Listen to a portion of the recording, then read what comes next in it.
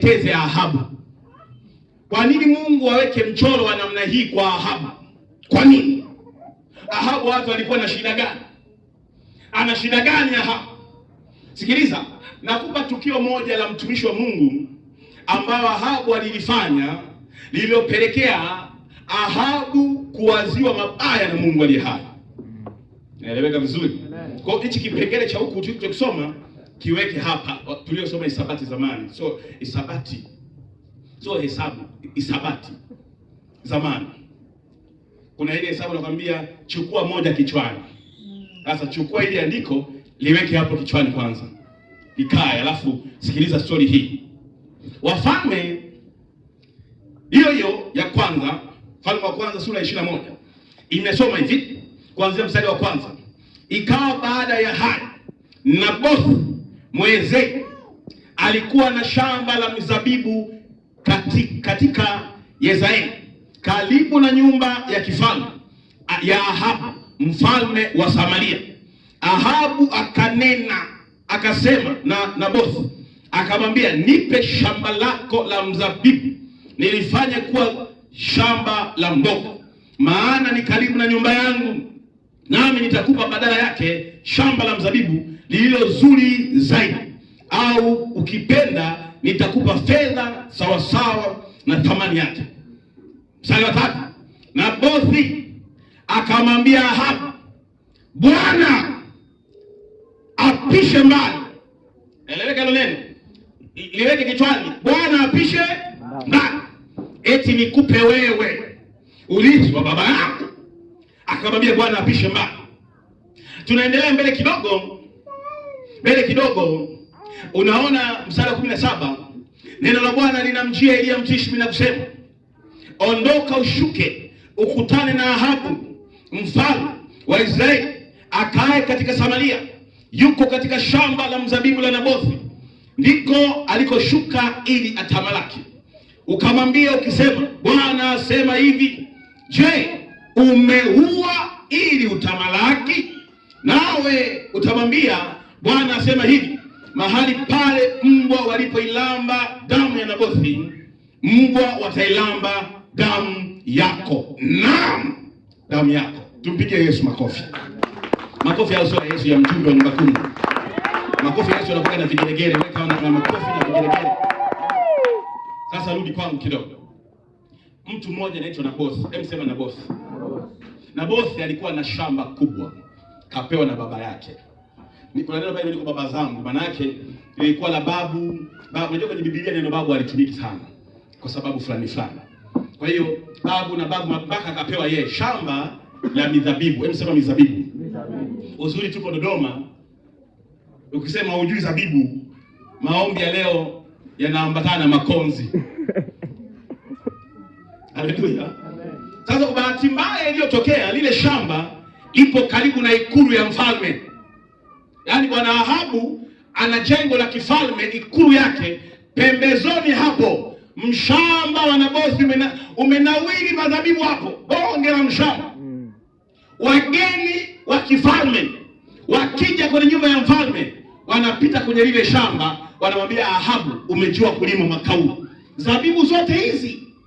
Ahabu anasema, mngalijua kinachoniumiza moyo, ili shamba sio la kwangu, ni la kijakazi tu, mwananchi wangu tu ndio ana shamba hili lote. Hali ile ikamsumbua Ahabu kwa muda mrefu, kwamba akitoka getini anakutana na mshamba na mizabibu hatari sana. Akiwa anaingia shamba hilo liko pembezoni hapo. Sasa nini kinatokea? Kinatokea Nabothi anaitwa na mfalme. Mfalme anamwambia Nabothi, nakusihi, naomba hili shamba uniuzie. Mimi nitakupa fedha, au nitakupa shamba lingine kubwa na zuri zaidi hili, liko Mkonze. Nabothi anasema, Bwana apishe mbali. Ile Bwana ni herufi kubwa, maana yake Mungu aepushe hilo jambo. Sio kama unanielewa vizuri. Mwambie jirani yako, Bwana apishe mbali. Mwambie, kwa habari ya elimu yangu, kwa habari ya fedha yangu, biashara yangu, Bwana apishe mbali. Yaani neno Bwana apishe mbali maana yake ni nini? Kama kuna mpango nataka kupanga juu ya shamba langu, Mungu auondoe mpango huo. Yaani kale kana bosi akana neno lingine, kana neno moja tu, kanasema Bwana apishe mbali. Huo mpango Bwana apishe mbali. Anasema na kuuziaje shamba la babangu? Yaani kuna kitu Mungu amekupa. Baba wa mbinguni amekupa kalama. Alafu kuna mtu anaitaka hiyo kalama. Mungu amekupa nyota, kuna mtu anataka hiyo nyota. Mungu amekupa ndoa, amekupa elimu, amekupa akili. Kuna kajamaa kamekaa mahali, kaandaa kuloga kaichukua hiyo nyota. Yaani tafsiri ya asubuhi ya leo, Bwana apishe mbali. Mwambie jirani yako apishe mbali. Na ukiona jirani yako asemi muache limkute la kumkuta. Haleluya. Bwana apishe mbali. Yaani manake sio malaika, ni Bwana ashuke amwambie huu mpango wa kuloga mtu wangu toka. Peleka mbali. Maneno mawili kwenye Biblia ya mimi ya kuzingatia. Bwana apishe mbali, na neno lingine liwahi kutokea wakati Musa anataka kuchukua roho yake, malaika alimwambia Bwana na akukemee. Ni maneno ambayo ni madogo, ni mepesi, lakini yanamhusisha Mungu aliye hai moja kwa moja. Yaani sio Mungu atume malaika wake, ni Jehova mwenyewe ashuke aliondoe hilo jambo. Ninaamuru kwa jina la Yesu, mwenye kukuazia mabaya, mwenye nia mbaya, Jehova apishe mbali mpango wake. Nisikie mtu mwenye imani akisema amina. Amen. Sharti ya nyumba ya kinabii, usiposema amina, neno ni kama mshale, linachomoka piu. Usipolidaka linaondoka, unasema yule baba alisemaga, kumbe ningesema amina siku ile lingenipata. Ninaamuru kwa jina la Yesu, Bwana apishe mbali ile tabu yako. Bwana apishe mbali wanaowaza juu mabaya juu yako. Bwana apishe mbali. Mpia kesho, Bwana apishe mbali. Bwana apishe mbali. Haleluya. Amen. Ndio jirani yako mwambie Mungu apishe mbali. Mwambie kama unanyazia mabaya, Bwana apishe mbali. Mwambie kama unataka nife, Bwana apishe mbali. Bwana apishe mbali. Unajua wewe uelewe mambo ya roho. Napokuambia mwambie jirani yako, wewe unafikiria baba, mbona huyu yupo kanisani kama mimi? Au Mungu tu anajifariji, mchungaji anajifariji kusema mwambie mimi nafahamu mambo ya ulimwengu wa roho. Unaweza kukuta adui anayekuinda sasa hivi yuko ndani ya Fred. Amekaa na wewe hapo, anakuangalia. Wewe unamwona Fred anasema amina, lakini ndani yake kuna kale ka adui kanakosema hakikisha ibada leo apokee. Kwa hiyo nikwambia, mwambie jirani yako au watu wawili watatu, tamka kwa imani, inawezekana ndani yake kako kale ka roho ka Ahabu. Hebu sema Bwana apishe mbali kwa jina la Yesu. Bwana apishe mbali kwa jina la Yesu. Haleluya. Amen. Hizo watu walioumizwa na washirika wenzao wataelewa nini nasema. Yogea jirani yako, mwambie wewe. Unapomwambia usimwambie kama unamwambia John au kama unamwambia mama fulani. Mwambie kama unaiambia roho leo ndani yake, mwambie ndani yako wewe. Kama kuna lengo baya juu yangu, Bwana apishe mbali. Haleluya. Amina. Na bosi ametulia, akasema siusi. Kale kana bosi akataka hata mazungumzo ya kibiashara. Akataka hata kubageni. Kamemaliza kakaondoka. Ahabu karudi nyumbani kavula. Kavula. Anaulizwa na bebi wake. Bebi wake anaitwa Yezebeli. Anamuuliza, baby, mbona hujala? Biblia inasemaje? Uso wake ukabadilika, akakataa na kula. Mwanaume kazira kwa mara ya kwanza, kasema siri. Bebi wake akamfuata. Changamoto ya wewe unaezia na una baby, utafia hapo ndani. Wenzako akizila, mabebi zao wanauliza why hujala mpaka sasa. Haleluya. Yeye jirani yako na unabii wako leo. Yeye jirani yako mwambie leo ni siku yako. Sasa kale kabibi kanamwambia, eti mbona hujala? Kanamwambia na bosi nimemuita. Yule na bosi nimwambia naitaka shamba lako lile ambalo liko hapo nje. Kamegoma kana bosi, kamesema sitaki kwa habari ya shamba langu. Akamuuliza, baby, ndio hujala kwa sababu ya hiyo? Kale kama mama kajasiri, baby, hujala kwa sababu ya hiyo? Anasema ndio. Na siri. Kwa nini kale kajamaa kamenijibu fyoko namna hii? Kale kabibi kakamwambia, baby, sasa nikwambie jambo. Oga, tabasamu, kula chakula. Mimi mkeo na kuletea hilo shamba.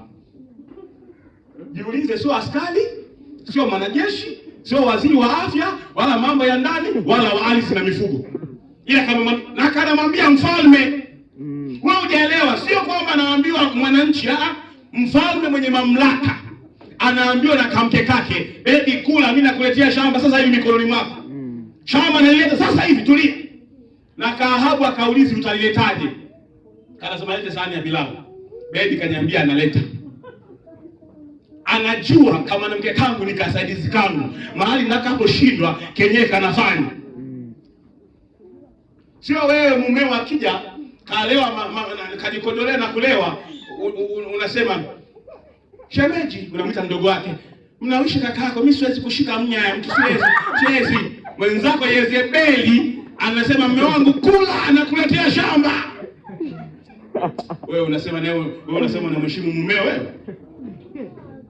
Eti anantia aibu ka Yezebeli akawazi kako pamoja na bebi wake mpaka jambo litokee. Shamba sio la kwetu, ila bebi nakuletea. Tena kanampa neno la aibu, anaambiaje? Eti sasa umenuna auli, alafu najiita mfalme. Wewe mfalme wewe, kaa ndani nikuletee shamba. Mfalme akaingia kulala. Kama mwanamke kakatoka. Kakaandika bonge la wakala, kaandika walaka mrefu, kaandika pale juu kutoka kwa mfalme Ahabu. Naomba wazee wote wa mkoa anaokaa na bosi kujeni hapa. Na mnapokuja, Biblia inasema na mnapokuja, nitasoma lile andiko, anasema na mnapokuja mje mkiwa mmefunga. Mje mkiwa mmefunga. Tuna maombi ya toba kwa sababu ya Nabothi amemtukana Mungu pamoja na mfalme. Lakini nitafutieni watu wawili wasiofaa ili washuhudie mbele za watu kwamba Nabothi kamtukana Mungu pamoja na mfalme, akapiga muhuri wa kifalme kale kama mama. Kakatuma askari, pelekeni barua hiyo. Asubuhi watu wanaamka, wanapigwa mbiu, tufunge kwenye mji wetu, kuna kajamaa kamemtukana Mungu. Yaani kumbuka ni mfalme wa Israeli, ukimtukana Mungu Israeli ni hatari. Yaani yuko Samaria lakini ni mfalme wa Israeli. Kamtukana Jehova Shama El Shaddai, katukanwa, alafu haijatosha katukana na mfalme. Manake umetukana Mungu, umetukana na msaidizi wa Mungu kwenye kutawala. Una ulichobakisha wewe, unaweza kutukana wote. Naeleweka vizuri? Andiko la kuzingatia, akawaambia nitafutieni watu wawili.